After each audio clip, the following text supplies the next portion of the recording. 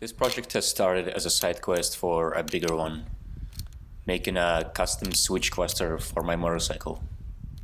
The biggest problem with the OEM cluster was the turn signal controls. The mechanism felt gummy and difficult to use. And in 2020, I had a lot of free time to fix that.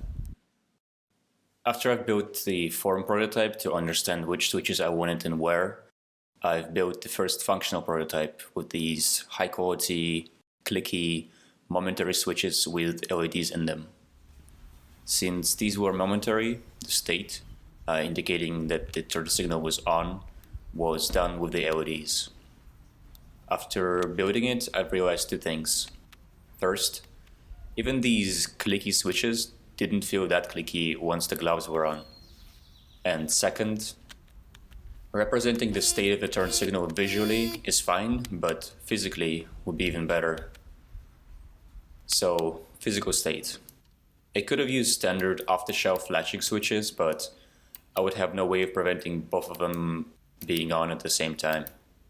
So, off-the-shelf wouldn't work. I needed some kind of way of linking them together so that only one could be on at the same time. I've tried to come up with a purely mechanical solution, but I couldn't make it work. So I had to build a latching switch that could be reset electronically. How hard could it be? One of the primary constraints was the physical size. Since it was designed to live on the handlebars, the switch had to be preferably under an inch in both diameter to fit two of them side by side, and height to fit it in the space between where it's comfortable for my thumb to reach it and the handlebars themselves. I started by trying to make the basic clicky mechanism. This first one is borrowed from this old Tony.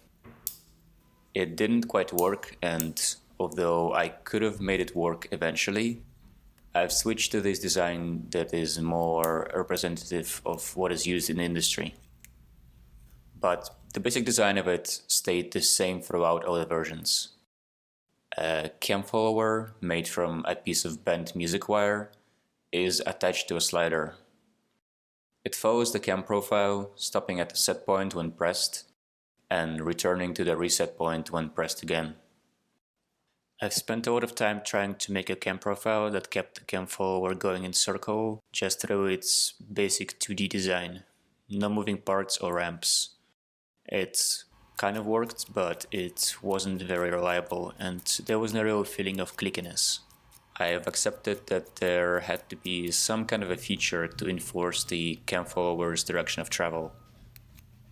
I've tried non-planar 3D printing to print a smooth ramp between the set and reset points, but ultimately it was way too fiddly and it didn't work that well. So I came up with a swing gate design. It's a piece of plastic under spring pressure that would get out of the way when the cam follower was resetting, but block the path on the upstroke. I've also started to think about ways to implement the resetting mechanism. The first idea was pushing, where the cam follower would be pushed perpendicularly from the plane of its movement. I've done a couple of revisions with it, but eventually realized that it's not only not very efficient, but also not possible within my constraints. I've realized that a much more efficient way to return the cam follower would be to not fight it, but just let it go by deflecting it. The concept of a drop gate was born. The only downside being that it had to be made out of metal, since it had to fit right in the middle of a profile that has been optimized for extremely small size. I've made it out of an X-Acto blade and soldered it to a cut-down shaft collar to attach it to a motor. For actuating the drop gates, I'm using a 6mm diameter planetary gear motor here, and even though it was almost perfect, it had two issues. First, it was slightly underpowered for the task. And second, in the configuration here, it made the assembly way too long, and I couldn't figure out a way of mounting it if it was flipped around. Not without a lathe, anyway.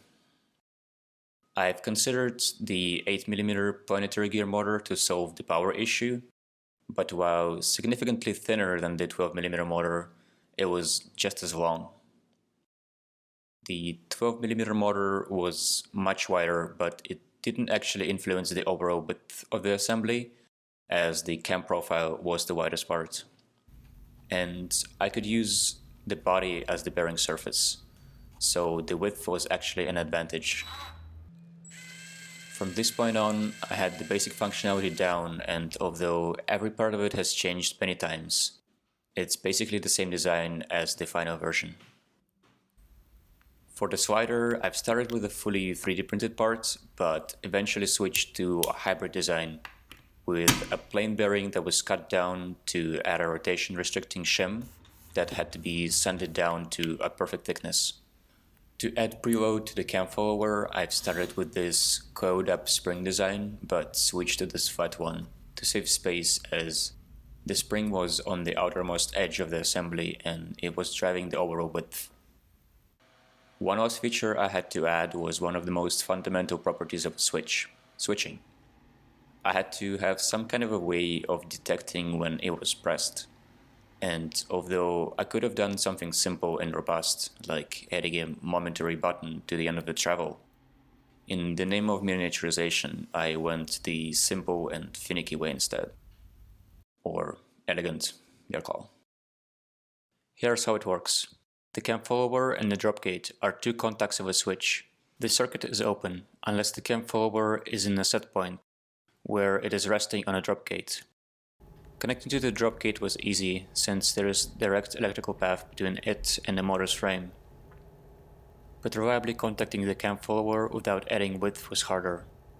In the end, I've added a contact wire that touches the cam follower when it's in the set point. The wire had to be very thin to provide spring contact without adding too much friction to the system. And I had to add an additional piece of wire to guide the cam follower under the contact wire without breaking it or pushing it out of position. There are many things in this final design that I'm not happy with, but I have to draw the line here. One thing I'm definitely satisfied with is the size exercise. The final diameter is 24 and the height is 44, with a travel length of 6mm. Although I didn't achieve the height goal and the switch wouldn't work in the application it was originally intended for, I think I've gotten it down to the absolute limit of what is possible to do with a 3D printed design. Actually, printing some of these parts took a long time and a lot of trial and error, since I had to get things perfectly where normally I wouldn't have to. Most impactful lessons learned here are to use a glass pad and a raft. I hope you enjoyed this, and thanks for watching.